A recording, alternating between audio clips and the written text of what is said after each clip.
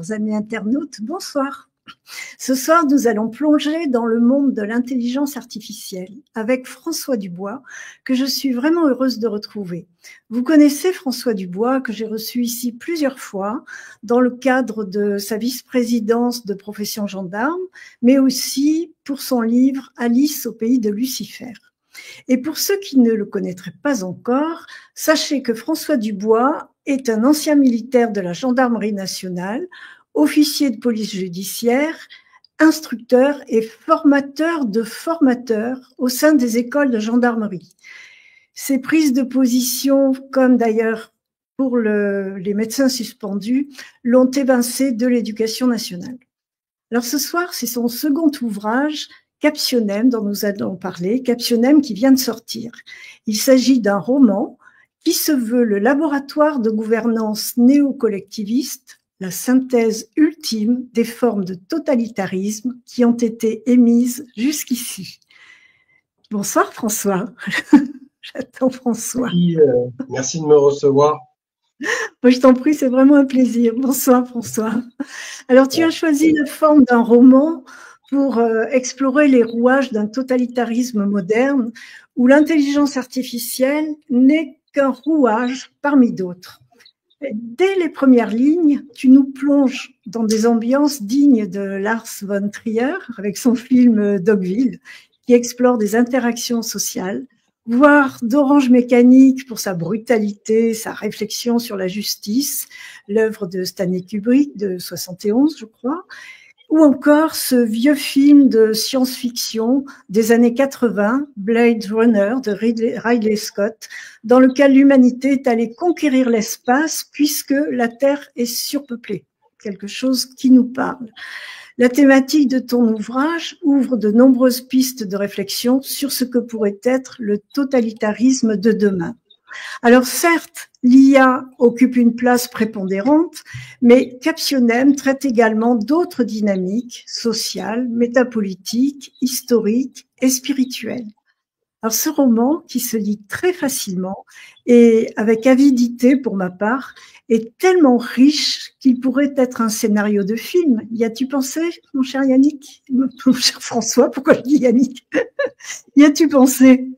Ça pourrait être un film, c'est tellement dense, il y a tellement de scènes nouvelles, de surprises. Oui, bah, il a été pensé tel quel, hein, c'est-à-dire qu'il est vraiment comme ça a été dit, il est d'inspiration cinématographique. On y retrouve beaucoup de codes cinématographiques, hein, parmi ceux qui ont été cités, des codes aussi esthétiques. Mais et aussi il s'en inspire, on va dire, dans les grandes idées qui ont été véhiculées par le cinéma d'anticipation. Mais oui, il est vraiment pensé comme un film, tellement il est effectivement riche en rebondissements. J'ai voulu toujours conserver un rythme, une cadence, on va dire, dans le livre, pour que le lecteur soit vraiment plongé dedans. C'est vraiment un livre qui s'adresse à tout type de lecteur parce qu'on va y retrouver de la romance, on va y retrouver parfois beaucoup de violence, un aspect aussi polar, enquête policière, parce qu'on va voir des méthodes d'investigation puisqu'on est dans un monde très procédural, très policier, donc forcément quand on voit la machine se mettre en route, la machine policière, on en découvre aussi toutes les trames, toutes les arcanes en matière d'investigation, comment ça se passe et comment on utilise aussi les moyens technologiques qui sont à disposition pour ce faire.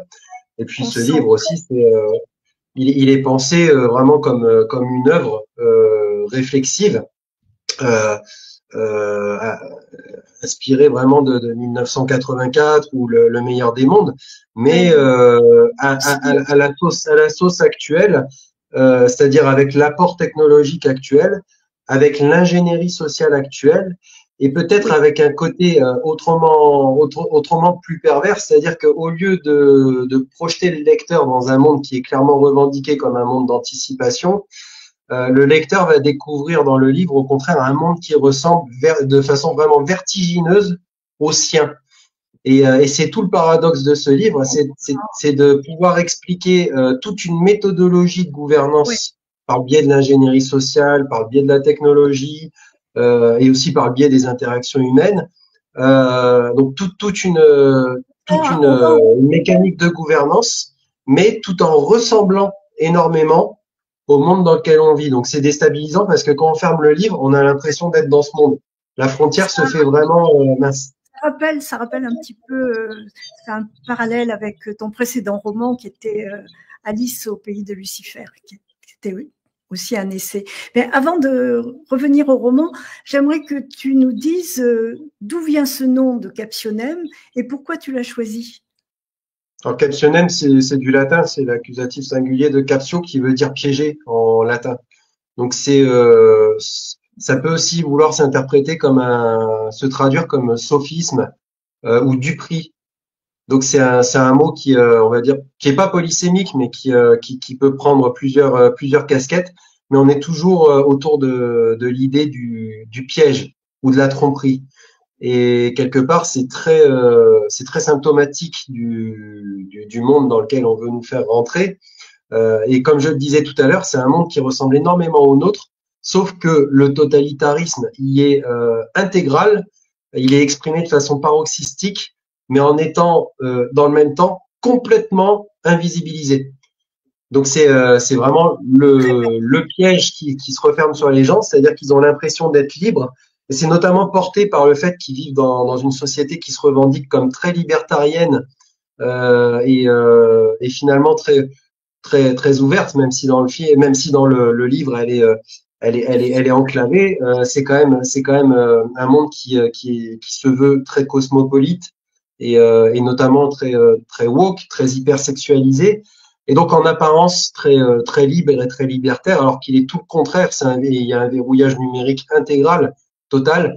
Et donc on joue sur cette dialectique un peu hégélienne où on a la thèse qui vient se frotter à son antithèse pour produire une néosynthèse entre guillemets. Et donc on est vraiment dans ce monde-là. Et le captionem, c'est aussi quelque part cynique de ma part. J'ai voulu ce nom-là parce que je voulais un nom euh, qui communique au lecteur la vérité et qui montre que les gens qui habitent cette ville en fait ne connaissent pas l'histoire du nom de leur ville, l'étymologie du nom de leur ville.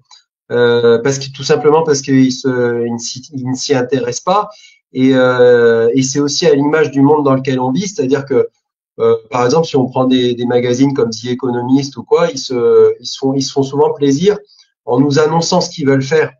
Il y a une forme de perversité là-dedans, c'est-à-dire que il y a un monde pour les initiés que seuls les initiés savent décoder, et puis il y a ceux qui le subissent sans rien voir et qui ont une grille de lecture qui s'arrête à la surface. Et Captionem, c'est ça, c'est-à-dire que la plupart des gens qui habitent cette ville-là ne savent même pas l'étymologie du mot, ce que ça veut dire, et donc ils ne se rendent même pas compte on se moque d'eux quelque part. Parce que il faut rappeler d'ailleurs que c'est une ville qui fait office de ville laboratoire, que les gens sont maintenus dedans par des narratifs. Donc ils pensent que tout ça c'est légitime compte tenu de ces narratifs justement. Donc ils sont maintenus captifs et on en fait un terrain d'expérimentation justement les méthodes de gouvernance et pour l'étude de l'ingénierie sociale sur les masses. Donc c'est aussi ça la ligne conductrice du livre, hein, avec une héroïne qui va arriver du monde extérieur dans cette ville par accident et parce qu'elle a beaucoup de chance, parce que normalement elle aurait dû être abattue, puisque personne ne peut y rentrer, personne ne peut en sortir normalement. Et c'est elle qui va être quelque part le regard du lecteur dans cette ville, en arrivant de notre monde quelque part. Notre monde qu'on estime déjà avoir des penchants un peu totalitaires actuellement, et ben là c'est rien du tout au regard de ce qu'est la ville de Captionem. Et pourtant en apparence elle est complètement semblable, enfin, à quelques détails près, à, à notre vie, à nos modes de vie et aux sociétés qu'on nous propose. C'est toujours c'est ton dada, ça, le parallèle entre l'apparence et la réalité qui n'est qu'apparence et réciproquement. Enfin, on s'y perd un peu et c'est vraiment passionnant. Et la façon dont tu le mets en image, dont tu l'expliques, nous maintient en haleine. On a tout le temps, au fil de la lecture, on a envie d'aller plus loin, de savoir ce qui va se passer. Mais avant de continuer sur le roman, et c'est passionnant et on y reviendra bien sûr, j'aurais aimé, si tu veux bien, dire très brièvement ce que c'est que l'intelligence artificielle, comment elle est née, à quoi elle sert. Et puis, tu me disais, pendant qu'on préparait l'émission, qu'il fallait distinguer plusieurs sortes d'IA. Alors, voilà, ça fait plusieurs questions en une. Je te laisse la parole. Oui, c'est une vaste question. Alors déjà sur l'histoire de l'intelligence artificielle n'est pas un concept qui est apparu du jour au lendemain. Elle est le produit d'une évolution de l'informatique et de la programmation et puis l'apparition des algorithmes. Donc il y a une évolution historique qu'on peut démarrer, qu'on peut situer comme étant, on va dire, post-Seconde Guerre mondiale, Oui.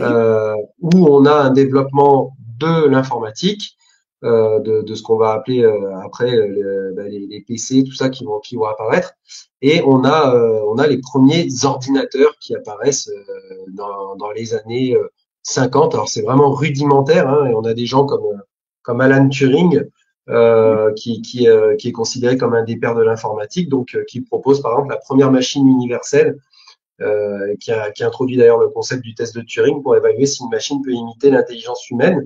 Donc déjà à cette époque-là, et là on est début des années 50, déjà on commence à réfléchir à ce concept-là et à ce rapprochement entre la capacité informatique et l'intelligence humaine. Turing d'ailleurs qui avait décodé la machine Enigma qui était utilisée par l'armée allemande pendant la Seconde Guerre mondiale. Donc c'était un grand mathématicien quand même. Après, il y a des gens comme McCarthy qui ont vraiment réellement introduit le concept d'intelligence artificielle en tant que tel, en parlant en tant que tel. Vraiment. Oui. Donc là, on se situe à l'approche des années 60. On est 1956. Je crois que c'est pendant la conférence de Dartmouth où il énonce vraiment ce concept-là en tant que tel. Et lui, il commence à développer des programmes, donc Lips notamment, qui commence à avoir une influence sur ce que va être l'IA après par la suite. Après, bon bah tout ça, ça se développe, et petit à petit, on arrive à développer des algorithmes assez performants qui commencent à pouvoir traiter des informations, à les ordonner, etc. Et on a en fait dans les années donc 50-70 les premiers algorithmes et systèmes qui arrivent avec des capacités limitées. Et puis, dans les années 80, on a l'introduction de ce qu'on va appeler les réseaux neuronaux modernes, avec notamment les algorithmes de rétropropagation. Donc là, ça devient un peu complexe, mais en gros, sur le plan informatique, on commence à imiter un peu le fonctionnement par strate, par couche de réflexion qu'on peut trouver dans le fonctionnement d'un cerveau humain, quelque part, avec des étapes sélectives et finalement une espèce de carte qui se dessine, une carte comme une carte mentale. Et c'est vraiment dans les années 2000-2020 où tout ça va se développer de façon vraiment considérable et forcément aidé par l'essor technologique et surtout les capacités de stockage et les puissances de calcul qui deviennent énormes. Donc là, ça aide vraiment de façon significative. Et c'est là qu'on voit apparaître les notions de deep learning, donc d'apprentissage profond et tout ça. Donc ça permet d'accoucher des modèles d'IA qu'on connaît maintenant. Donc effectivement, il y a plusieurs types d'IA. On pourrait se concentrer sur deux types d'IA principaux, qui sont d'un côté, on va dire les IA dites génératives, qui sont des IA qui fonctionnent comme ChatGPT ou Llama. Alors sans rentrer dans le trop technique, parce que il y a des spécialistes qui pourraient faire des émissions là-dessus, mais parmi les IA génératives, il y a des IA dites ouvertes et des IA dites fermées. Alors c'est toujours intéressant quand on étudie notre rapport à l'IA abordé sous le prisme de la liberté d'expression, ça, de regarder comment sont autorisés les codages et par qui ils sont faits.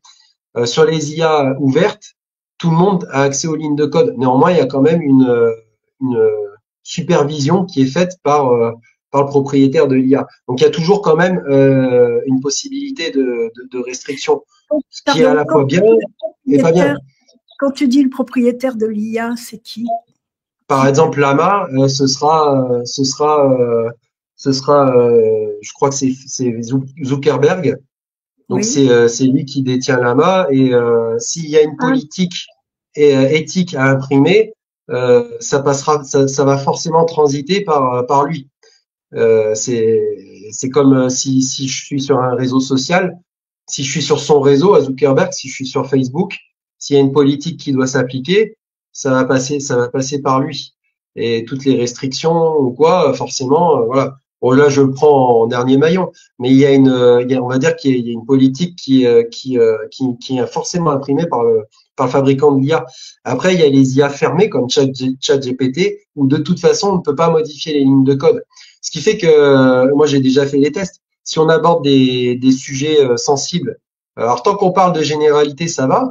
Mais si je demande à l'IA, par exemple, à des IA comme ChatGPT, de traiter des questions sur Israël ou autre, très vite, je peux me confronter à des refus parce que les algorithmes sont programmés pour ne pas traiter. Voilà. On va me dire que ça répond pas à la charte d'utilisation ou ça va être des phrases comme ça, ou alors qu'elle peut l'aborder mais de façon plus neutre. Voilà. Et c'est très difficile d'ailleurs d'avoir une IA qui abonde dans le sens de ses prises de position parce qu'elle a toujours en fait elle veut toujours rester neutre sur pas mal de dossiers et c'est toujours compliqué en fait ce qui fait d'ailleurs ce qui la différencie clairement en termes de rendu, hein, parce qu'il n'y a pas que ça, mais de la pensée humaine, parce qu'une IA ne pense pas de toute façon. Une IA se contente pour l'instant de collecter des informations, de les schématiser suivant des trames bien précises, et après de synthétiser en fonction de ce qu'on lui a demandé. quand tu Mais il n'y a dis pas de construction.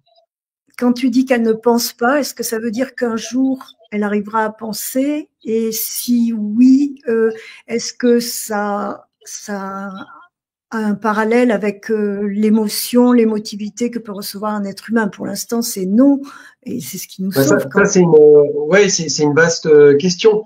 En fait, ça renvoie à beaucoup d'utopies, on va dire, qui sont souvent écrites, qui sont mises en avant par des futuristes ou des philosophes modernes, on va dire, parce que quelque part, on a des courants qui sont liés à l'IA, qui sont liés à la philosophie. Souvent, d'ailleurs, c'est des courants qui sont en lien avec le transhumanisme. On retrouve en fait dans la philosophie transhumaniste l'IA comme composante du transhumanisme et les réflexions qui vont autour. Pour moi, à mon sens, de la façon dont je l'ai étudié, la philosophie transhumaniste est une évolution de la philosophie matérialiste. C'est-à-dire que quelque part, elle en est l'expression paroxystique parce que derrière le transhumanisme, il y a le fait d'atteindre ce qu'on appelle la condition post-humaine, c'est-à-dire transcender la condition humaine, transcender les déterminismes biologiques. c'est l'homme augmenté, c'est ça? C'est l'homme augmenté, c'est l'homo deus d'Harari en quelque sorte. Oui, oui, Et oui. donc c'est le démiurge, hein. Donc voilà, mais c'est devenir Dieu à la place de Dieu. Oui. Euh, donc on retrouve cette philosophie, cette doctrine. Alors en ce qui concerne l'IA, c'est un petit peu différent du transhumanisme. On va parler de ce qu'on appelle la singularité dans ces cas-là. C'est-à-dire que certains penseurs comme Kurzweil ont émis l'hypothèse que dans un temps proche, dans un futur proche, alors les dates elles oscillent, hein, ça peut être 2030, voilà, 2030, 2035, voire avant pour certains optimistes, l'IA atteindrait ce qu'on appelle la singularité, c'est-à-dire qu'elle serait en capacité d'être plus efficace que l'homme sur n'importe quel domaine. Est-ce que ça veut dire pour autant que l'IA serait capable de ressentir, de penser, d'avoir des émotions? En réalité, non. Et moi, à titre personnel, de tout ce que j'ai pu lire ou étudier sur l'IA, à mon sens, c'est quelque chose qui est impossible pour le moment. Je vois pas comment on peut y parvenir, comment l'IA pourrait générer des émotions, sachant qu'elle n'est pas. Si on veut faire du Heidegger, l'IA c'est un étant, c'est-à-dire qu'elle est le produit de l'être, mais elle n'est pas être en elle-même. C'est donc à partir de là, ça me paraît très difficile pour elle de s'incarner. et donc de ressentir quelque chose. Et même si, et là tout à l'heure on parlait d'illusion, on est vraiment dans un concept illusoire avec l'IA, c'est-à-dire que plus elle devient, on va dire, performante dans sa capacité de synthétiser, de restituer, plus les avis qu'elle rend sont humains en apparence. Mais en réalité, pour autant, elle va pas développer une nouvelle pensée de façon autonome. Euh, elle va pas, voilà, elle va pas partir. Elle va synthétiser toutes les pensées existantes, donnant d'ailleurs parfois une impression d'intelligence réelle, mais en réalité, ce ne sont que des choses existantes qui sont déjà synthétisées. Elle ne crée rien. C'est toute la difficulté, hein, d'ailleurs, hein, parce que et même pour les hommes, déjà, c'est difficile de créer une nouvelle pensée, de penser en tant que penseur nouveau. C'est pas évident. Mais en tout cas, c'est pas à la portée de l'IA pour le moment. Et quels sont les organismes ou les professions qui s'adressent à l'IA? Est-ce que les chefs de gouvernement se réfèrent à l'IA, lui demandent quoi? Est-ce que l'IA, dans ses réponses, a une dimension morale ou éthique? Oui, bah pour répondre à cette question, il faut que je termine parce que j'avais pas répondu intégralement à la première, c'est-à-dire que j'ai parlé des d'IA génératives, mais j'ai pas parlé donc des autres types d'IA qui sont en fait les IA spécialisées. Et je précise ça parce que pour répondre à cette question, il faut déjà avoir précisé ça dans la question précédente. C'est-à-dire qu'il y a non, mais je précise parce qu'il y a d'un côté les IA dites génératives et de l'autre les IA spécialisées. Et dans l'utilisation du quotidien, que ce soit sur le plan économique ou politique, finalement, celles qui ont le plus d'impact sur notre quotidien et nos interactions, ce sont plus les IA spécialisées. Les IA dites génératives sont des IA, on va dire, publicitaires. Quand on prend des gens dans la rue, quand on prend le Quidam, ils ne connaissent que ça d'ailleurs. Quand ils imaginent l'IA, ils imaginent un potentiel informatique avec lequel on peut échanger et qui va les aider dans des tâches variées voilà, en leur présentant des textes, des choses comme ça. Les IA spécialisées, c'est autre chose. Elles sont utilisées dans des applications bien précises et c'est elles qui sont un peu le nerf de la guerre économique quelque part parce que depuis qu'on les utilise, elles améliorent beaucoup les rapports de production en les rendant beaucoup plus compétitifs puisque c'est un outil d'augmentation de la production phénoménal. Et ce que disait d'ailleurs, si on veut parler des impacts géopolitiques et politiques, si on prend ce que disait Elon Musk en 2014 quand il parlait de l'introduction de l'IA dans les processus industriels et autres, il disait voilà, maintenant qu'on a commencé à travailler avec l'IA, on a ouvert la boîte de Pandore. Pourquoi? Parce que le retour en arrière est impossible. Tant le gain de productivité, donc dans ce monde performatif et compétitif, est conséquent, celui qui maîtrise cet outil maintenant devient leader. Donc dans ce monde, on va dire, dans cette mondialisation au sens économique du terme, donc avec des rapports concurrentiels, celui qui ne se met pas à la page a perdu. Donc on est obligé de rentrer là-dedans.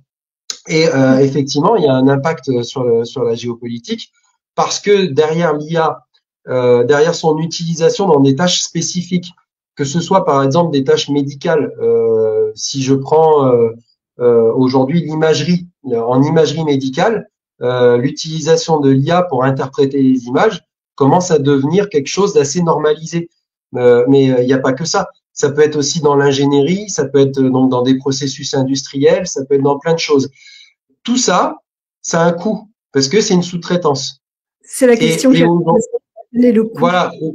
Et aujourd'hui, les grands enjeux se situent donc au niveau du coût de l'IA. Et le coût de l'IA, il se matérialise dans sa consommation en énergie. Plus une IA va être énergivore, plus elle va coûter et donc plus derrière, par effet de cascade, il va y avoir une répercussion sur les prix de marché.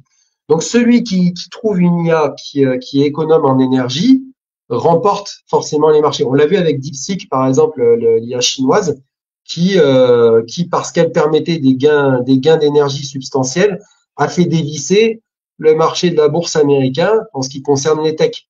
Donc il y a des enjeux comme ça qui sont phénoménaux. Actuellement sur les IA classiques, il y a une augmentation quadratique de l'énergie en fonction des données qu'on rentre.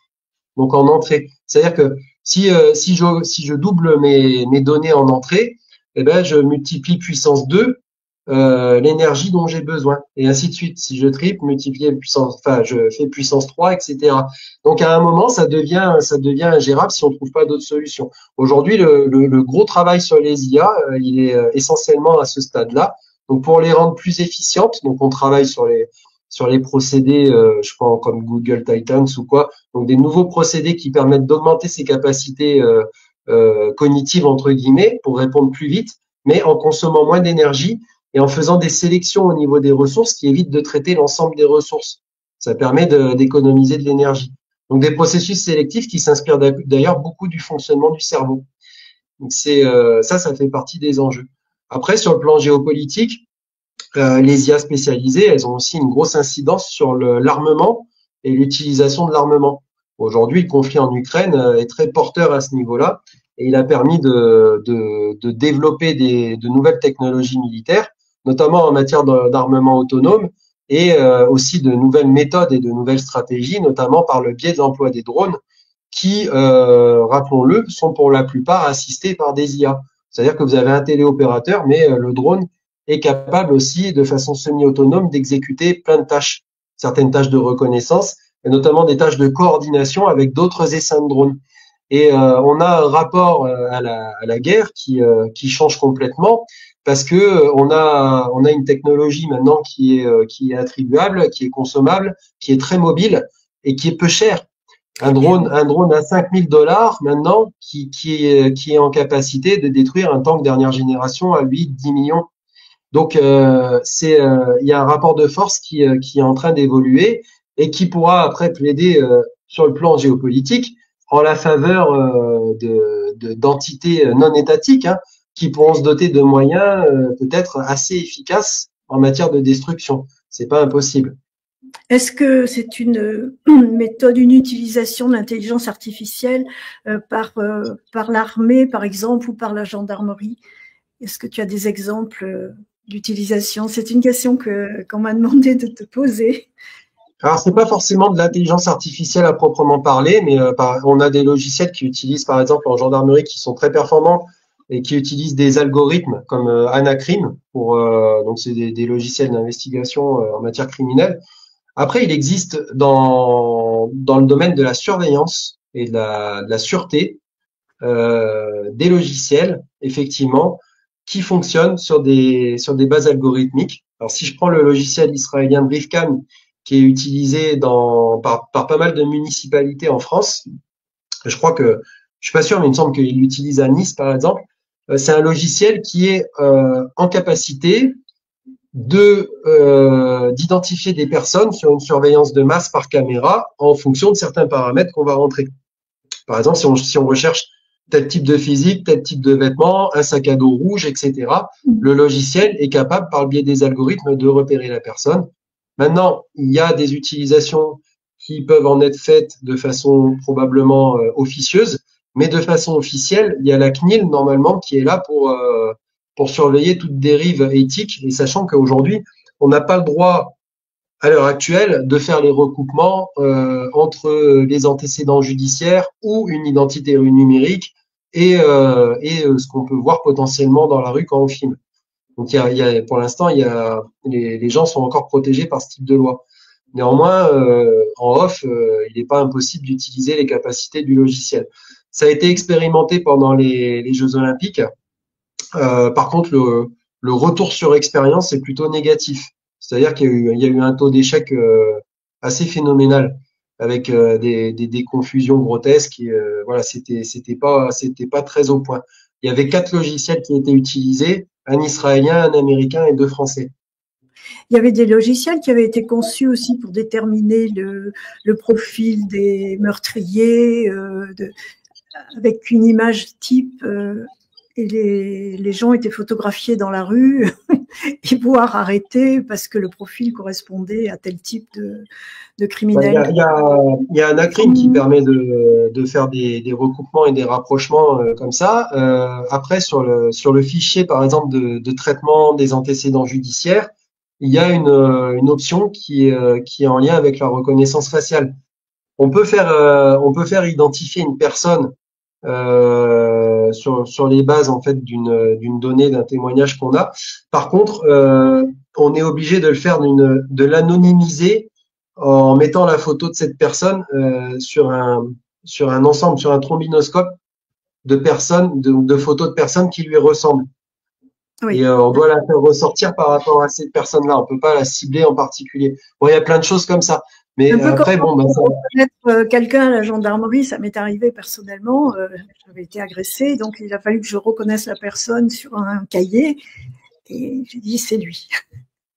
Oui, voilà. Donc, on peut demander au logiciel de produire une espèce de trombinoscope avec la personne qu'on suspecte, mais elle sera mélangée à des profils que Oui, le logiciel a choisi en raison de leurs caractéristiques physiques ressemblantes, qui seront mises à côté. Donc, tout ça, c'est fait par informatique et c'est proposé aux témoins en vue d'une reconnaissance. Donc ça existe. Bah, après, tout ça, toutes ces procédures sont quand même très encadrées. Là où il y a moins d'encadrement, parce que là, en fait, quand on parle de police judiciaire, c'est quand même toujours relativement bien encadré et on est assez à cheval sur les droits de la défense. En revanche, là où il y a beaucoup moins de restrictions, c'est en matière de renseignement. Quand on fait du renseignement, les lois en matière de fichage sont très peu précises. C'est-à-dire qu'elles n'évoquent pas oui, de possibilité de saisine. Si on prend la loi du 2 décembre 2020, donc la loi sécurité intérieure telle qu'elle a été réécrite le 2 décembre 2020, on peut très bien ficher une personne en raison de ses opinions philosophiques.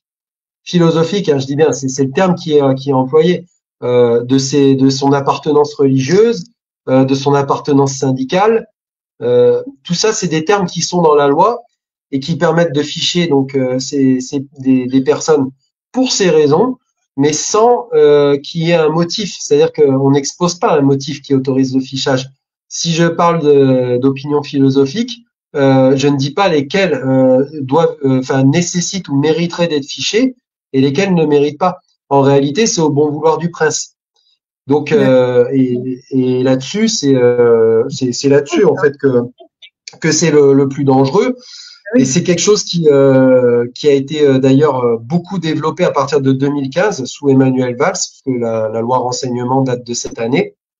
Elle est concomitante à la vague d'attentats qu'on a reçue en France, qui est sans précédent cette année-là, puisqu'on pense tous au Bataclan, qui a occulté les autres attentats, mais je crois que c'est environ 9 attentats. Enfin, faut vérifier sur Internet, mais c'est à peu près 9 attentats qui ont eu lieu cette année et qui ont permis justement de légitimer cette loi qui aujourd'hui est peut-être même plus utilisée pour surveiller les opposants que les terroristes.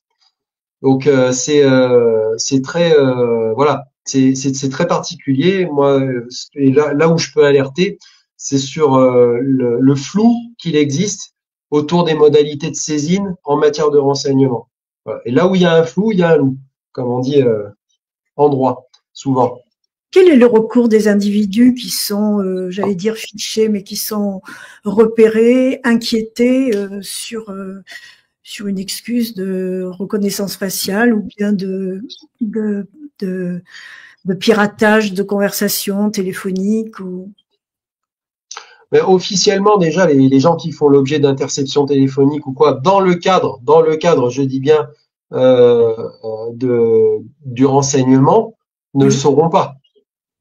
Donc, si je fais l'objet d'interceptions téléphoniques ou autre dans le cadre de la loi Perben 2, parce que ça me rattache à une infraction pénale que j'ai commise, donc ce sont des infractions, ce qu'on appelle des régimes dérogatoires en droit pénal, comme la bande organisée, comme le proxénétisme, comme le trafic de stupes, toutes ces infractions-là autorisent les systèmes de surveillance, d'interception, de traçage, etc. C'est la loi Perpen 2 qui le prévoit et c'est du judiciaire. Donc là-dessus, il n'y a pas de souci et c'est-à-dire que je fais l'objet d'une enquête en raison d'une infraction pénale. Mais en matière de renseignement, si je fais l'objet d'un quelconque traçage ou autre, bah déjà je serai pas au courant puisque c'est pas dans le cadre d'une enquête.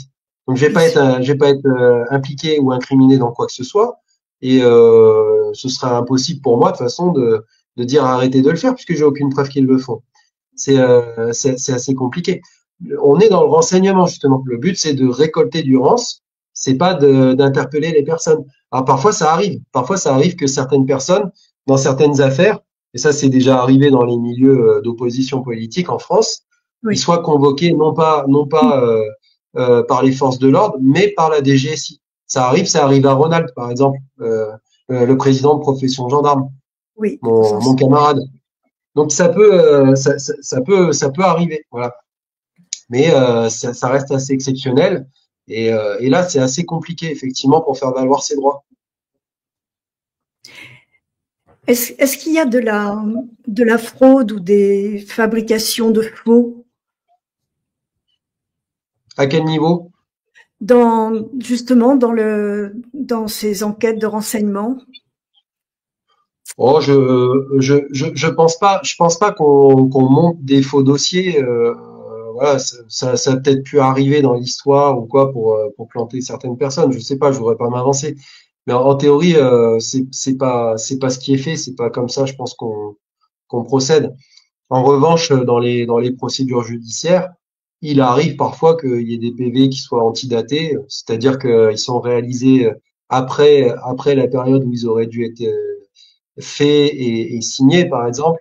Euh, voilà, il peut toujours y avoir des infractions qui sont commises par les forces de l'ordre, c'est-à-dire que, tiens, j'ai une procédure, elle est épaisse comme ça, elle m'a pris 4 mois, et puis je m'aperçois qu'il y a une pièce qui est pas signée par le mise en cause. Et le mise en cause, il est plus disponible. Zut, ça va planter ma procédure. Qu'est-ce que je fais? J'imite la signature du mise en cause. Voilà. Ce genre d'infraction-là, on pourra les retrouver. Mais de là à produire toute une procédure qui serait fausse, je ne pense pas. Je ne pense pas parce que c'est trop compliqué. Et après, si on va devant les magistrats, faut pouvoir la présenter. Ça veut dire que tout le monde serait de mèche, quoi. Ça me paraît un peu difficile à mettre en œuvre. Donc le système, de toute façon, n'a pas besoin de procéder comme ça. S'il veut embêter les gens, il les mettra dedans autrement. Déjà, il va attendre qu'on tende le bâton. Tout le monde n'est pas juriste, donc tout le monde peut faire une erreur qui est sanctionnable un jour. Et puis à partir de là, ça ouvre les brèches pour mettre la pression aux personnes, pour les convoquer, les placer en garde à vue ou autre. Voilà, ça peut être ce genre de choses. Et puis après, il y a d'autres moyens de pression qui sortent en fait du champ procédural. Hein. Et là, certains les ont vécu, hein, les menaces, les choses comme ça, les attaques de sites. On l'a vécu sur Profession Gendarme, nous. C'est-à-dire que votre site, il est neutralisé. Et à l'heure où je parle, c'est Toxin qui est en train de le vivre. Aujourd'hui, là, quand on parle, là, vous allez en direct sur Toxin, le site est neutralisé, on peut plus y aller. Et donc je voyais qu'il le signalait sur Twitter en expliquant ce qui se passe. Donc ils sont en train de subir une attaque. Et ça, c'est plutôt le genre de choses qu'on rencontre au quotidien dans ce système. Sans parler après des attaques financières ou autres. Moi, j'ai été victime d'une attaque un petit peu bizarre que je ne saurais expliquer, qui m'a fait perdre quand même beaucoup d'argent. Et jamais on a trouvé le mode opératoire. Et c'était concomitant à une période où j'ai écrit des textes qui ont sérieusement dérangé. Et d'ailleurs, c'était aussi concomitant à l'attaque qu'on a subie sur les serveurs de Profession Gendarme. Donc, il y a d'autres moyens pour vous mettre la pression ou pour vous empêcher de faire ce que vous voulez faire. Ouais.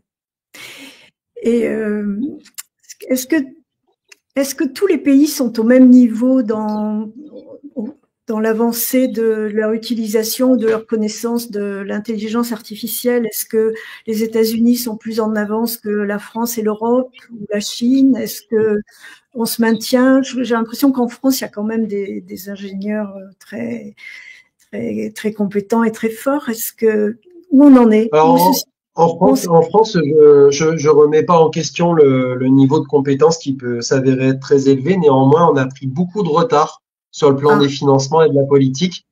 Et ça, c'est valable à l'échelle de la France. Et forcément, maintenant, à chaque fois qu'on parle de la France, on peut le dire à l'échelle de l'Europe. On a pris énormément de retard par rapport aux États-Unis et à la Chine notamment. Et il est très difficile de combler le retard. C'est pas qu'on n'a pas les potentiels, c'est que il y a une avance qui a été prise à côté. Et comme ils ont déjà un train d'avance, ils avancent sur des choses qui sont plus perfectionnées. Donc on va avoir du mal à combler, ça c'est sûr. Les investissements et alors notamment, on peut dire que euh, les Chinois suivent de très près les Américains qui ont encore quelque part le leadership. Pourquoi? Parce qu'ils ont développé des entreprises de la tech qui s'appellent les hyperscalers. Et ces entreprises-là, ça fait déjà longtemps qu'elles ont pignon sur rue. Elles bénéficient d'un effet, on va dire, de propagation sur le globe. Donc elles ont un poids économique. Elles ont leur matériel qui est diffusé partout. Et surtout, elles ont remporté déjà beaucoup de marchés. Le problème de l'Europe, c'est que, d'ailleurs, c'est comme le reste, il y a eu une forte délégation dans le domaine de l'IA, notamment aux entreprises américaines, un petit peu israéliennes aussi, et qu'aujourd'hui, on s'aperçoit que c'est un secteur où il faut avoir une autonomie stratégique, et on l'a pas. Donc, il y a beaucoup de choses à réenvisager. Et les Américains, eux, par contre, ont compris que c'était vraiment l'investissement de l'avenir, puisque d'ailleurs, une des premières déclarations de Trump quand il est arrivé au pouvoir, c'était de faire son annonce du plan Stargate et de dire, voilà, on va injecter 500 milliards de dollars dans les investissements autour de l'IA. J'allais te demander, l'arrivée de Trump accélérer la différence ou changer les choses pour nous. Tu réponds. Non, l'arrivée de Trump ne va rien changer pour nous. Ça ne fait qu'empirer comment dire, le positionnement de l'Europe, puisque, et ça c'est mathématique, c'est-à-dire que l'Europe historiquement s'est construite comme vassale des États-Unis quelque part. Oui. Si on applique un peu la doctrine du Heartland qui était donc c'est Mackinder, mais qui était impulsé par Brzezinski dans ses écrits dans le Grand Échiquier, mais aussi par Kissinger. Et peu importe d'ailleurs qu'ils soient républicains ou démocrates, ils avaient tous cet objectif de conquérir le bloc eurasien, et l'Europe était cette fameuse tête de pont géopolitique nécessaire à l'affaiblissement de l'URSS, donc dans la période post-Seconde Guerre mondiale, puis de la Russie par la suite. Et aujourd'hui, on change complètement de dynamique. C'est-à-dire qu'on a un monde qui se réarticule de façon multipolaire, qui abandonne cette vision. Et donc l'Europe, dans son rôle de tête de pont géopolitique des États-Unis, n'existe plus. Elle doit se réinventer. Elle doit se réinventer comme une entité euromondialiste autonome maintenant. Elle ne fait plus partie d'un grand bloc mondialiste qui était plus ou moins piloté par les États-Unis. Mais en fait, ça va au-delà de ça. C'est-à-dire qu'il faut même pas raisonner en termes de nations à ce niveau-là. Faut parler en termes d'hégémonie d'une synarchie mondialiste apatride qui utilisait le numéro 1 mondial économiquement pour impulser sa politique. Aujourd'hui, il l'a perdu avec Trump. Donc cette synarchie a perdu les États-Unis. Et il reste plus que l'Europe comme défenseur en fait du mondialisme et de cette vision globalisante, universaliste, progressiste. Il reste plus que l'Europe, le Canada et l'Australie si on veut faire les gros blocs. Donc dans cette réarticulation là, effectivement, Trump ne va pas nous aider. Moi, j'ai pas un discours angélique vis-à-vis de Trump, c'est-à-dire que Trump, il est pragmatique, il va faire tout le nécessaire pour doper l'économie américaine, et ça, ce sera au détriment des autres économies. Il faut pas se le cacher. Il nous apporte un gros avantage, c'est l'avantage idéologique, c'est-à-dire qu'il y a un renversement idéologique qui est en cours et qui contribue à affaiblir en fait tout le pan politique des mondialistes. C'est-à-dire que d'un côté, on peut voir l'économie, mais l'économie c'est de l'intendance, et de l'autre, il y a le politique qui est très important sur le plan des idées, sur le plan anthropologique, sur le plan des grands changements sociétaux. Et en ce sens, Trump, il va apporter une grande aide parce qu'il est un frein majeur à l'évolution du wokisme et l'idéologie woke d'ailleurs sur le globe. Mais par contre, du point de vue concurrence, économie, IA, c'est ce que je disais avant même qu'il soit élu dans les émissions dans lesquelles j'étais invité. Une des premières choses qu'il ferait serait d'instaurer les droits de douane. Je crois que je me suis pas trompé. C'est quelque chose qui me semble relativement évident. Donc Trump, il faut savoir en tirer parti. Ce que je dis souvent sur lui, c'est qu'il faut pas avoir une logique de déduction avec lui.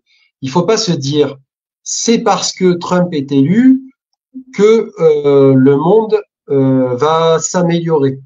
Il faut avoir, je pense, une logique d'induction, c'est-à-dire C'est-à-dire? Trump est élu, il va pas Oui, forcément y avoir un rapport de cause à effet sur l'amélioration du monde. En revanche, il va permettre l'émergence de mouvements idéologiques qui pourraient aussi se renforcer de façon autonome et aboutir à de nouvelles choses très intéressantes pour nous. Donc c'est l'inverse, c'est partir de ce qui va créer en fait de petit et qui va prendre de l'ampleur et qui va prendre des formes pour l'instant qu'on maîtrise pas encore. Et moi je pense qu'il faut plutôt raisonner comme ça avec lui. oui, puis il dit tout et son contraire. Il a pas, en fait, c'est un joueur de poker. Il choque, il dit Oui, des choses, il fait marche arrière le lendemain, même pour les droits de douane. Là, il semblerait qu'aujourd'hui, il ait fait marche arrière pour certains pays. mais il faut savoir l'analyser comme voilà, c'est du billard à plusieurs bandes avec Trump à chaque fois, effectivement. Et en ce qui concerne les droits de douane, et c'est comme pour tout, c'est comme pour son annonce sur Gaza ou autre. Il part de là en sachant que son objectif il est là. C'est comme un D'accord. vendeur qui veut vous vendre une voiture à un certain prix, il va vous faire croire qu'elle est très très très chère, qui vous fait une remise, voilà, alors qu'en fait la voiture elle vaut rien. Mais vous aurez l'impression d'avoir gagné et d'être soulagé parce que ça aurait pu être pire. C'est Et mon style. on retrouve un petit peu cette méthode marchande. Et d'ailleurs c'est un businessman à la base. On retrouve cette façon de faire. Voilà. Et pour autant, mais c'est comme ce qui se passe en Israël. Moi, j'ai toujours dit que Trump n'allait pas participer au bien-être des Gazaouis parce que sinon, ça se serait vérifié sur son mandat précédent.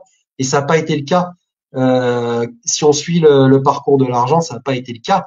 Il a financé les Israéliens militairement. Il a supprimé des aides aux Gazaouis. Enfin, en tout cas, il y a contribué. Donc, on peut pas dire qu'il ait une politique qui soit Non, c'est pro-Palestine. très clair, quoi. Là, c'est, Et c'est- voilà, donc j'ai toujours dit que quand il arriverait au pouvoir, il continuerait cette politique d'appui à Israël parce qu'elle est dans l'intérêt des États-Unis aussi. Et pourquoi elle est dans l'intérêt des États-Unis? Et ça, c'est ce que j'ai dit dans l'émission qu'on avait fait lors de son investiture là, au Média en 442. Ça lui permet aussi de se prépositionner face à l'Iran. Parce qu'attaquer l'Iran, c'est attaquer aussi un des principaux fournisseurs de carburant de la Chine. Donc, il y a dans sa volonté, je pense, une volonté participative à affaiblir l'axe de la soie en termes de géopolitique, donc cette fameuse route de la soie. Et forcément, ça ne peut que se traduire par une présence américaine en Israël, à mon sens. Revenons, si tu veux bien, à ton roman, Captionnem. Et après les références cinématographiques que j'ai citées au début de notre entretien, on peut dire que sous bien des aspects, il prolonge la réflexion, et tu l'as dit aussi en début d'émission, il prolonge la réflexion d'Orwell, de Huxley, de Kaczynski aussi, avec la société industrielle et son avenir, mais à mon avis, il va plus loin, il est beaucoup plus moderne. Et il interroge sur la fragmentation sociale comme outil politique. Il reflète aussi la place du sacré dans une civilisation déshumanisée et les mécanismes qui ont pavé la voie à ce futur implacable. Et ce, dès le début du roman, on plonge directement, un des personnages principaux, Jude, se trouve confronté pour la première fois à son humanité, dans ce monde complètement déshumanisé que représente cette ville de Captionnem. Et on va pas raconter le livre, surtout pas, mais le gros problème pour lui, c'est qu'il va transgresser le règlement. Et, Oui, et ça lui pose un problème oui, majeur. oui, oui. Alors lui, c'est un personnage qui est tiraillé constamment, comme en fait, et je l'ai pris en exemple parce que moi, en ayant travaillé au sein des forces de l'ordre, j'ai vu que des personnes comme lui quelque part. C'est quand on est tiraillé entre le formatage qu'on a subi, parce qu'on subit en fait une forme de formatage intellectuel et l'humanité, la réalité de l'humanité et le fait de s'en remettre à des valeurs transcendantes, donc qui vont au-delà des règlements. Euh, et c'est quelque part aussi le combat de l'éthique contre la morale, c'est-à-dire que On a des gens dans ce monde à qui on impose une éthique on vous dit ça c'est bon pour vous, ça c'est mauvais pour vous, mais on en oublie les notions de bien et de mal, tant le poids, on va dire, de ce qu'on pourrait qualifier d'hétéronomie idéologique, c'est-à-dire les influences externes de l'idéologie, le poids de l'idéologie est fort et il pèse tellement sur l'individu, et c'est le propre de tout système totalitaire de toute façon. Le poids de l'idéologie est tel que la volonté d'action des individus perd toute sa part d'autonomie. Il n'y a plus que l'hétéronomie idéologique qui reste. Ça nous renvoie à l'expérience de Milgram, là. Oui, complètement, complètement. Et aussi à certaines autres expériences notamment sur les dynamiques de groupe et sur le conformisme des masses. Oui. Donc on retrouve tout ça dans le livre. Alors tout ce pan ingénierie sociale, il est bien expliqué et il est bien mis on va dire, je pense en image par le roman. Tous ces mouvements de masse qui sont le principe même d'ailleurs de ce que je qualifie de néocollectivisme. C'est-à-dire c'est à la fois un monde qui cultive les individualismes. Donc on a des gens qui sont un peu plus individuels et individualistes, et en même temps c'est grâce à ça qu'on arrive à de grands élans collectifs, parce qu'on a des gens qui sont dans l'incapacité de se fédérer et de se concerter. Alors certes, il y a des communautarismes qui sont créés, il y a des niches comme ça qui existent, des niches communautaires, comme dans notre monde actuel, qui est très fragmenté, mais qui ne servent qu'à mettre les gens dos à dos. Et quand il est question d'obéir à une directive gouvernementale, personne ne peut se réunir pour dire non. Donc tout le monde finit par le faire, puisque tout le monde est quelque part un peu isolé. Et ça, c'est vraiment le principe de ce monde. Et pour en revenir au personnage de Jude, oui, il applique les choses de façon mécanique, parce qu'on est dans un monde aussi où l'homme a été complètement réifié, c'est-à-dire qu'il y a une disparition de l'être au profit de l'avoir. Et on a des gens qui finalement sont dans une société tellement matérialiste, qui rationalisent tout, y compris leur propre rapport à la vie. C'est un monde où le narratif du sanitaire réussit à justifier le fait que on se débarrasse de certaines personnes parce qu'elles représentent des dangers potentiels. C'est un monde où la rationalisation permet de justifier le fait qu'on encourage des personnes qui passaient l'âge de 65 ans, on les encourage à l'euthanasie si l'IA a pas déterminé qu'elles n'ont pas un potentiel encore utile pour la société. C'est-à-dire que l'IA, qui est détentrice dans ce monde-là de l'ensemble des informations, qui est la clé de voûte de ce monde, le renseignement, elle détient tous les renseignements sur les personnes, et en une fraction de seconde, elle est capable de calculer si la personne a encore quelque chose de concret à apporter ou pas, une fois qu'elle a fini son temps de travail. Donc une fois qu'elle rentre, passé l'âge de 65 ans. Et donc là, c'est un exemple que je donne, mais le gouvernement propose un euthanasie assistée, parce qu'on est dans un monde où on vous fait vivre avec des miettes par le travail, et où il est très difficile de se payer une mort, on va dire, décente, des obsèques, on va dire, décentes, d'avoir une vie de retraité confortable. C'est tellement difficile, et c'est un monde où on a tellement isolé les individus sur le plan des interactions sociales, donc la plupart des gens se retrouvent vieux, seuls chez eux, que cette solution d'un euthanasie assistée est presque perçue comme une délivrance. Tu nous renvoies à ce qu'on a vécu très récemment dans notre monde réel d'aujourd'hui, pendant le confinement, où les personnes âgées étaient complètement isolées, ne voyaient plus personne et dépérissaient, et on leur a pas proposé l'euthanasie assistée, on les a euthanasiés directement. Oui, mais c'est le principe, et on retrouve cette rationalité dans tout. C'est-à-dire qu'il y a d'ailleurs à un moment, il se remémore un cours qu'il avait un cours qui est de philosophie sur le rapport à la mort, et on retrouve à chaque fois cette rationalité dans le rapport à la mort. C'est-à-dire qu'il y a vraiment cette notion de sacrifice utile. Donc là, on en revient, quand je parle de néocollectivisme, à l'intérêt collectif et justement au pan sacrificiel. Et c'est ce qu'on voit beaucoup dans toutes les politiques qui sont menées. C'est-à-dire qu'aujourd'hui, on nous demande de faire, c'est des politiques qui fonctionnent que par esprit de sacrifice utile pour le collectif. Et il y a quelque chose de très, de hautement symbolique d'ailleurs, puisque Et si on voit le dernier numéro de The Economist du mois de mars, on a l'homme de Vitruve amélioré. Donc on retrouve cette condition post-humaine dont on parlait tout à l'heure, ce personnage transhumaniste qui a le cerveau relié par des fils sur la couverture. Et il y a non seulement les deux bras qui font le grand écart comme l'homme de Vitruve, mais il y a Oui, aussi deux bras en l'air avec qui tiennent des seringues. Et on retrouve cet aspect sacrificiel parce qu'on regarde les deux bras en l'air et le buste et ça forme vraiment une tête de taureau. Et ce qui est drôle, c'est que sur le plan ésotérique, le taureau, c'est à la fois le symbole du matérialisme oui. et du sacrifice. Donc ça renvoie à des notions sacrificielles comme le personnage de Moloch ou autres, donc qui sont des figures qui ont déjà existé, hein, et ça renvoie à tout ça quelque part. Donc vraiment la notion de sacrifice utile qui revient dans cette société.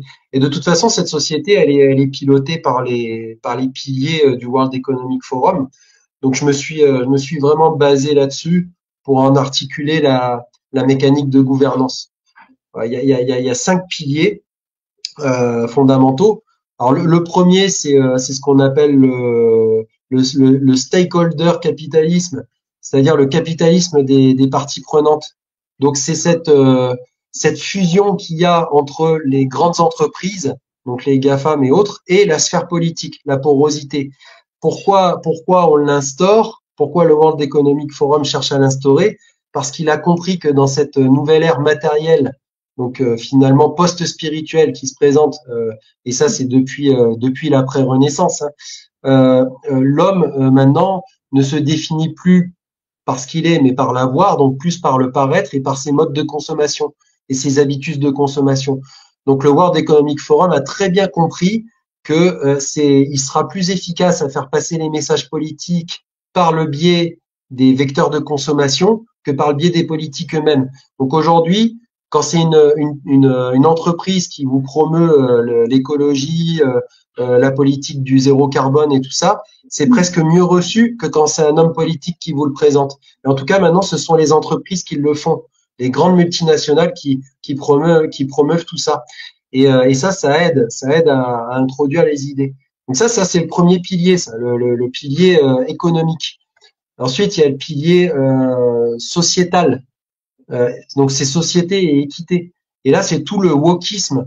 Donc c'est le wokisme et l'hypersexualisation de la société qui permet à la fois de contribuer à sa fragmentation, mais en même temps d'utiliser un langage politique intersectionnel pour la sexualité, parce que la sexualité, on peut la retrouver sur plein de pans politiques différents. Ça va de la famille, ça va de certaines habitudes de consommation, ça va des rapports à l'enfance. Donc il y a plein de secteurs. On peut même le lier à l'écologie et faire converger donc ces secteurs. Il y a l'écosexualité qui existe. Donc là, on retrouve ça. Écologie qui est le troisième pilier d'ailleurs, ça me permet de rebondir dessus, qui est notamment un pilier qui va servir à la fois à contrôler les masses, les mouvements, à restreindre les personnes, à gérer les portefeuilles numériques, mais aussi à créer la smart city de demain. Et ensuite, tout ça, bien sûr, piloté par le quatrième pilier qui sera le pilier technologique qui va venir verrouiller numériquement toute cette politique. Donc, ça va être par l'emploi justement de l'IA et aussi de technologies transhumanistes qui vont permettre de faire l'interface corps-machine. Donc on n'en parle pas assez, mais il y a beaucoup de milliards de dollars qui sont injectés là-dedans. Si on prend des entreprises comme Neuralink ou quoi, qui travaillent sur ces interfaces-là, et elles auront des applications potentielles à venir qui peuvent être très dangereuses si elles sont pas contrôlées. Et moi, c'est ce qui se passe dans le livre d'ailleurs, parce que les gens ont des systèmes de traçage qui sont directement incorporés de façon sous-cutanée. C'est toujours vendu pour leur bien-être, hein, c'est-à-dire que ça permet de consulter le carnet de vaccination, de consulter ses comptes, de faire des paiements, des choses comme ça. C'est toujours amené comme ça, de toute façon. Et puis le cinquième et dernier pilier du World Economic Forum, c'est tout simplement le pilier de la coopération internationale, qui n'est ni plus ni moins que, quand on va voir en quoi ça consiste sur le site, le soutien à l'agenda 2030 de l'ONU. Et là, on boucle la boucle parce que dans l'agenda 2030, on en revient aussi à 5 autres piliers qui sont très semblables à ceux imprimés par le World Economic Forum, mais qui ont une portée, on va dire, un peu plus large et peut-être encore plus néo-malthusienne, puisque et notamment il y a le volet population, tout ça. Enfin voilà. Donc on s'inscrit vraiment dans cette logique-là. Et d'ailleurs, la logique néo-malthusienne, elle est toujours prégnante dans le livre, et c'est vraiment en lien aussi avec cette rationalisation de la mort et du rapport à la mort. Ça, c'est quelque chose qui revient tout le temps dans le livre. Dans ce plan du World Economic Forum, pardon, on nous incite à perdre notre identité, c'est-à-dire notre personnalité, notre genre aussi. Et cette perte d'identité, c'est exactement ce que vit ton héroïne, Grace, dès le début du livre, puisque elle se retrouve piégée. La question pour elle, ça va vite être se conformer ou bien disparaître. Ce choix cornélien. Et là, on retrouve un peu. C'est-à-dire que elle atterrit dans une société qui est sous verrouillage numérique intégral. Donc, si elle n'existe pas numériquement, elle n'existe pas tout court. C'est toute la perversité de ce système. Donc, étant donné qu'elle, c'est un élément rapporté, on va dire, c'est une pièce rapportée, et qu'à la base, elle n'a pas du tout évolué dans cette société, en réalité, si elle ne trouve pas un moyen de contournement, ce qu'elle va réussir à trouver par biais d'un réseau qui peut l'aider, si elle trouve pas un moyen de contournement numérique, elle est morte, tout simplement.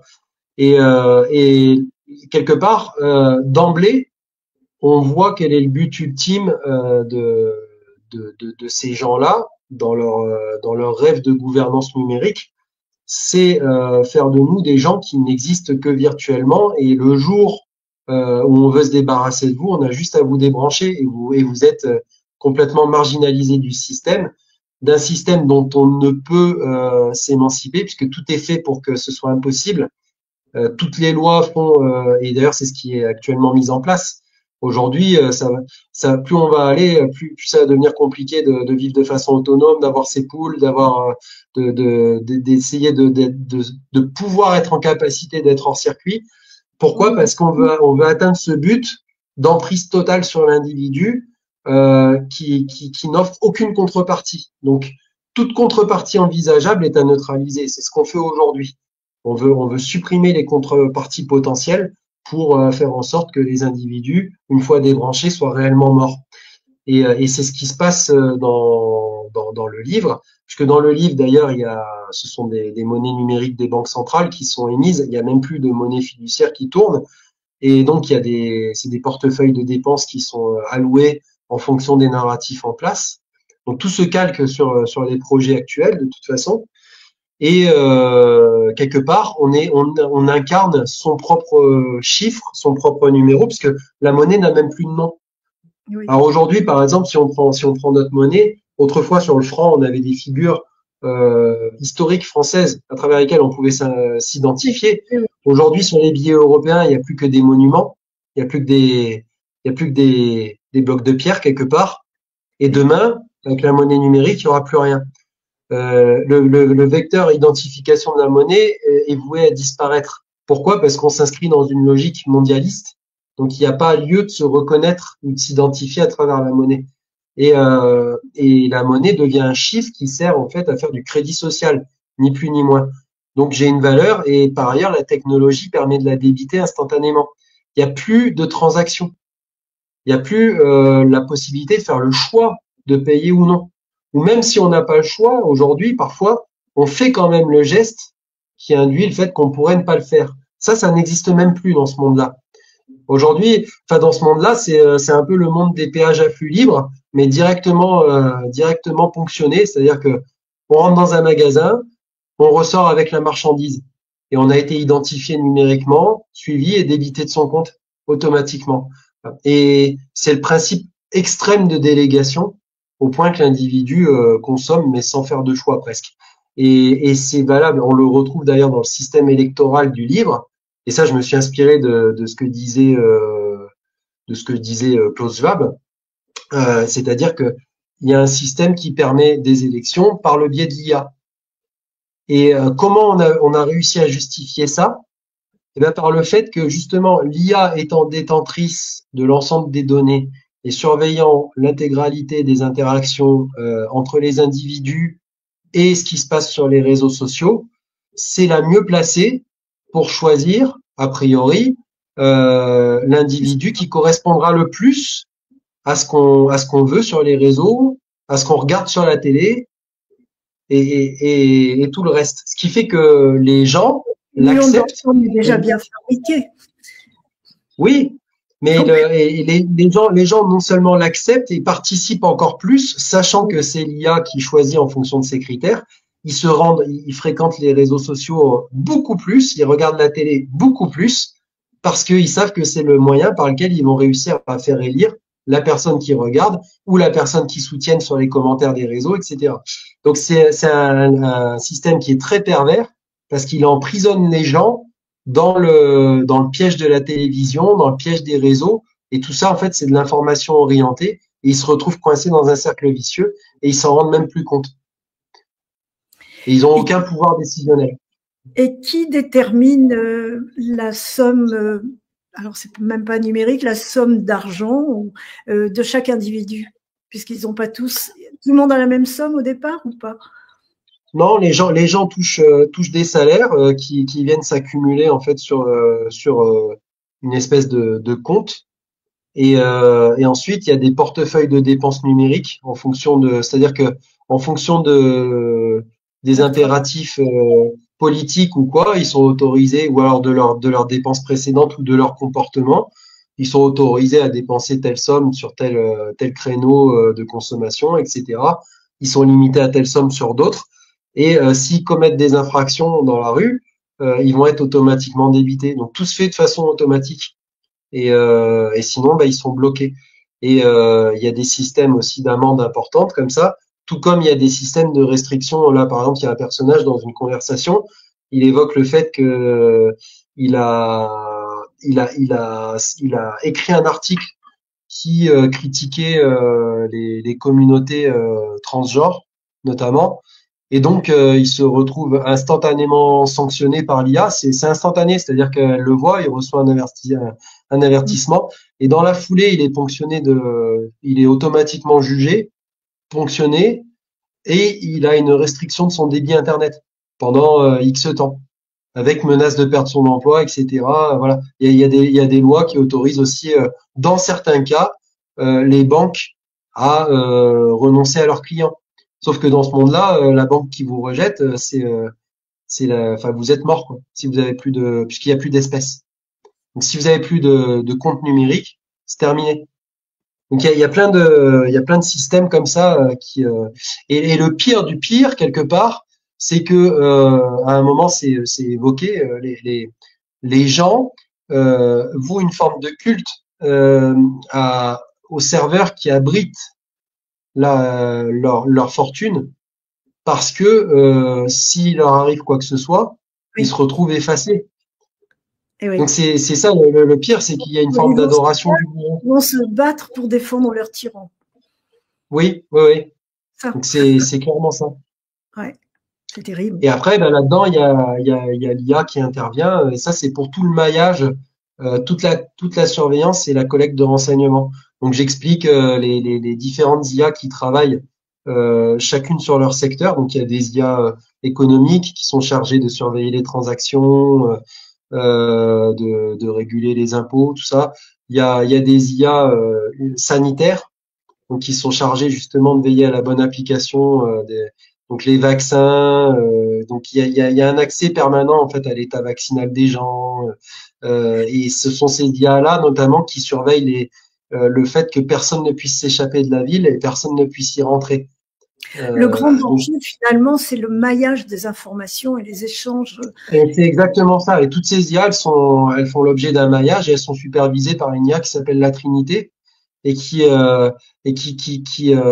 fait une synthèse de toutes les informations collectées et qui a notamment un rôle important sur le plan politique et qui collabore beaucoup avec l'IA Justice d'ailleurs. Mais ça, faut lire le livre pour comprendre les fonctionnements. C'est assez effrayant.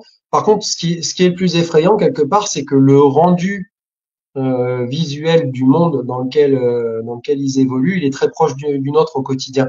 C'est-à-dire qu'au quotidien, si les gens se contentent d'appliquer les règles et de bien consommer, c'est un monde qui est en tout point similaire au nôtre. Et d'ailleurs, on peut faire cette remarque, hein, les gens aujourd'hui se considèrent-ils comme libres?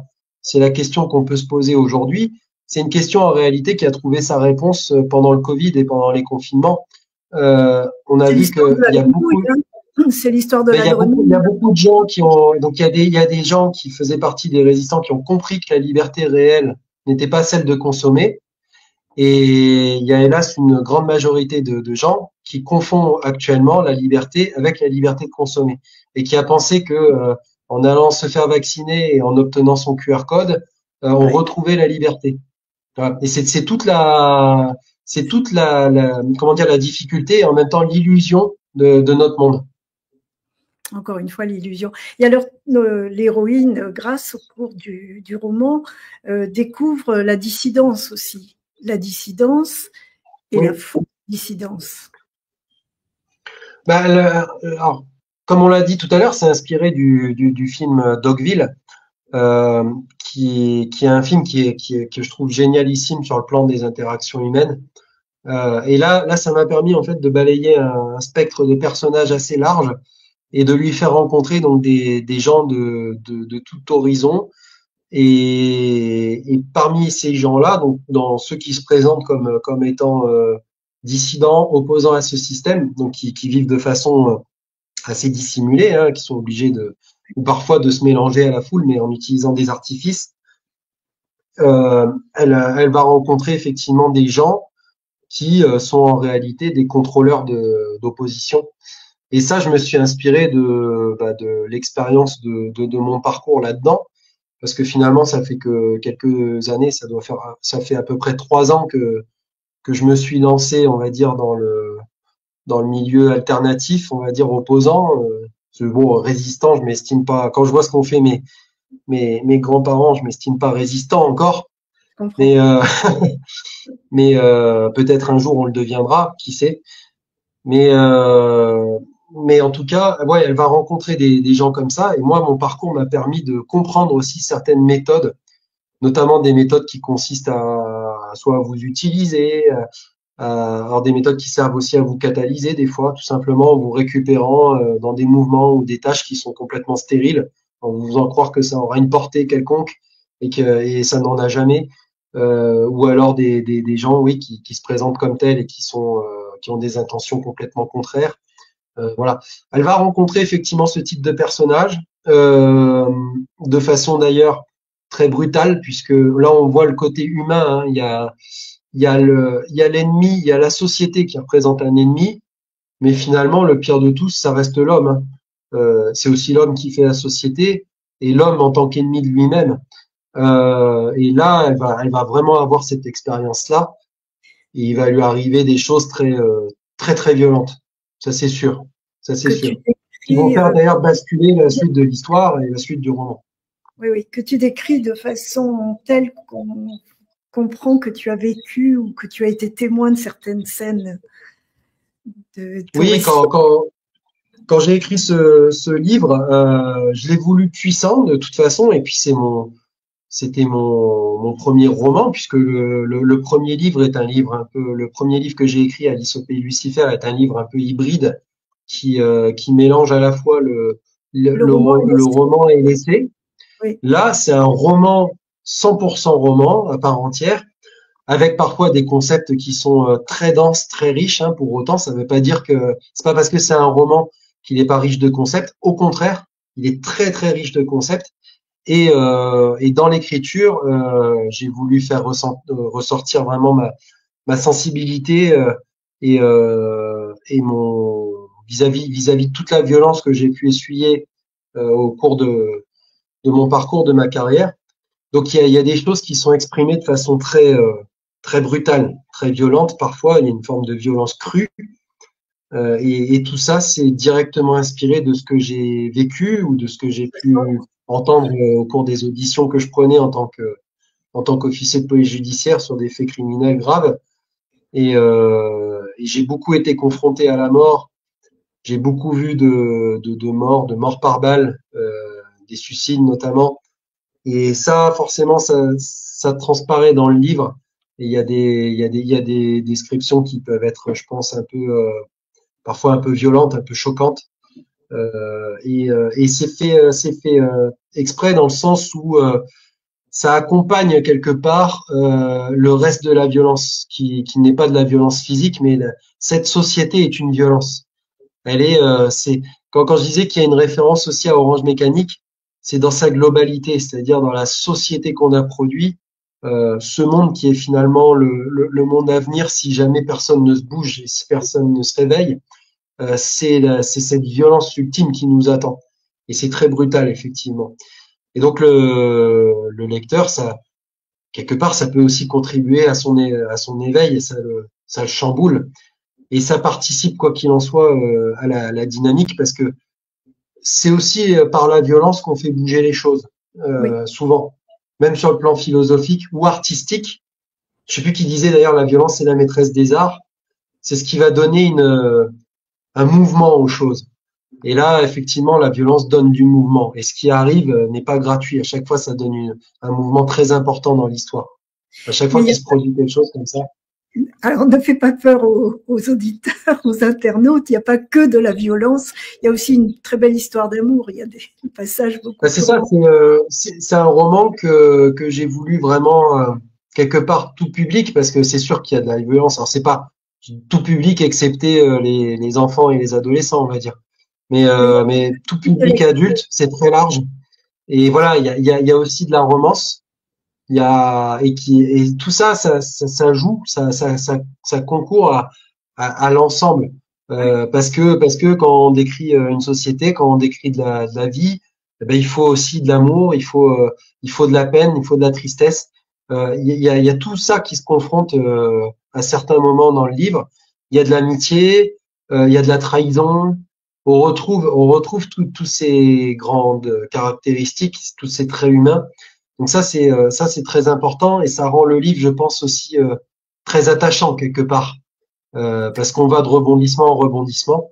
Il y a oui, aussi un pan du livre, et qui est lié d'ailleurs à l'aspect totalitaire de cette société, qui est très policier. Alors plus on avance vers la fin, et plus il y a l'étau qui se resserre, et un petit peu comme à l'époque de la Stasi en Allemagne de l'Est, là, on retrouve ce côté où il y a tout un système qui se met sur vous après, et qui vous prend en étau, qui vous piège, qui vous étouffe. Donc on retrouve tous les protocoles d'enquête, et ceux qui aiment aussi la trame policière, ils vont être servis, parce que là je me suis vraiment servi de mon expérience d'enquêteur pour montrer ce qu'on pouvait faire. Tout ce qui est montré là, c'est bon, c'est favorisé, c'est aidé par les technologies modernes de l'IA et tout, mais on sait déjà le faire, et on le fait déjà actuellement dans oui, certaines enquêtes. Donc oui. c'est très intéressant, et ça montre à quel point on peut être pris en fait dans un piège infernal duquel on C'est un et véritable. par ailleurs. Je vous invite vraiment à lire. C'est passionnant, vraiment. Et tu as, C'est le but. Ouais. oui, c'est réussi. J'ai relevé une phrase que tu as écrite en parlant de cette ville de Captionem qui, qui est triste, mais j'en lirai une autre tout de suite après qui est beaucoup plus optimiste. Et une qui m'a touchée et que je cautionne, c'est, tu dis, Captionem avait parfaitement assimilé cette vérité de Nietzsche: la plus grande dispensatrice d'aumône, c'est la lâcheté. Et on retrouve pas mal ça parmi les habitants de la ville. Mais il y a un autre côté de l'intelligence artificielle où tu dis, nous l'avons accueillie dans nos vies comme un rempart contre l'incertitude et la peur. Elle veille sur nous, nous protège, nous aide, anticipe, calcule chaque menace avant même qu'elle se manifeste. Elle a pris forme.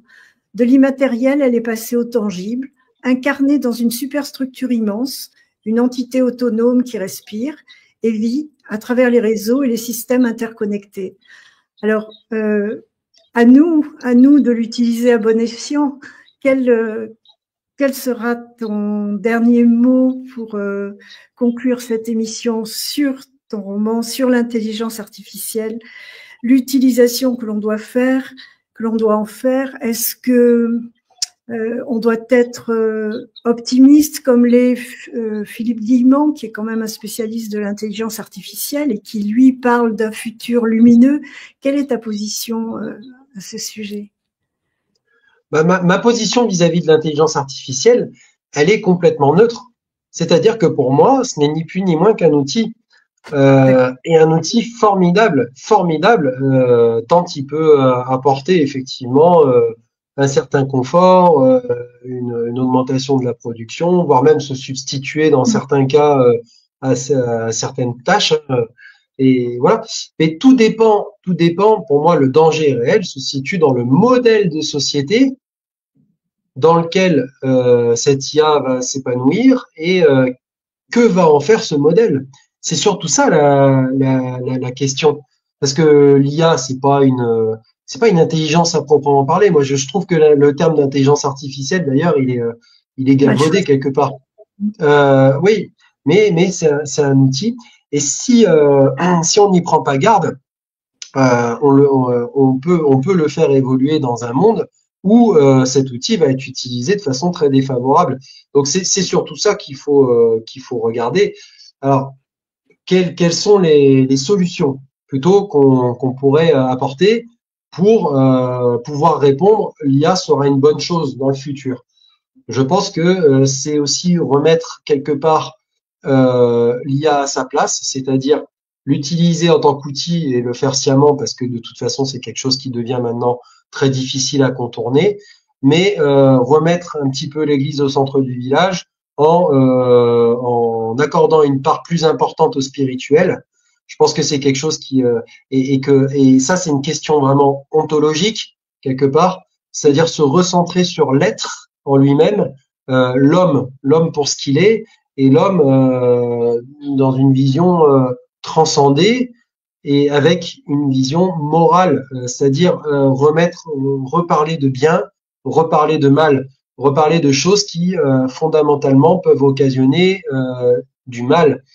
Aujourd'hui, on est dans un monde matérialiste où le relativisme a pris le dessus sur tout. Et donc, le relativisme aussi, c'est l'éthique à la place de la morale, quelque part. C'est, comme je le disais tout à l'heure, dire ce qui est bon ou ce qui est mauvais. Le problème de ce monde, c'est que ce qui est bon pour les banquiers ne l'est pas forcément pour nous. Et donc, c'est sur ces biais-là qu'il faut jouer. Et c'est pour ça qu'il y a des choses dans la morale, notamment la morale chrétienne, qui sont immuables et qui peuvent contrecarrer ça. C'est pas pour rien que historiquement, mais ça, il nous faudrait toute une autre émission pour en parler. C'est pas pour rien qu'il y a une attaque frontale de la religion chrétienne. C'est parce qu'elle représente un des freins majeurs au développement du matérialisme. Et dès le XVIIe siècle, dès l'apparition des modernes, qui arrivent avec la philosophie matérialiste, mais qui en réalité reprennent le matérialisme atomique des penseurs de l'Antiquité. Hein. C'est un retour, c'est aussi la volonté d'un retour préparatoire au matérialisme en vue d'une préparation à l'instauration de la République. Hein. Donc République, reprendre les codes de la République romaine pour mieux les vendre après par la suite pour la République, le modèle français, hein, si on prend le modèle révolutionnaire. Mais voilà, donc on rentre dans cette ère du matérialisme, des révolutions industrielles qui nous conduisent finalement au darwinisme social et à ce rapport très performatif et concurrentiel dans lequel on s'inscrit. Et c'est dans cette inscription-là, dans ce monde-là, où l'emploi de l'IA peut être très dangereux.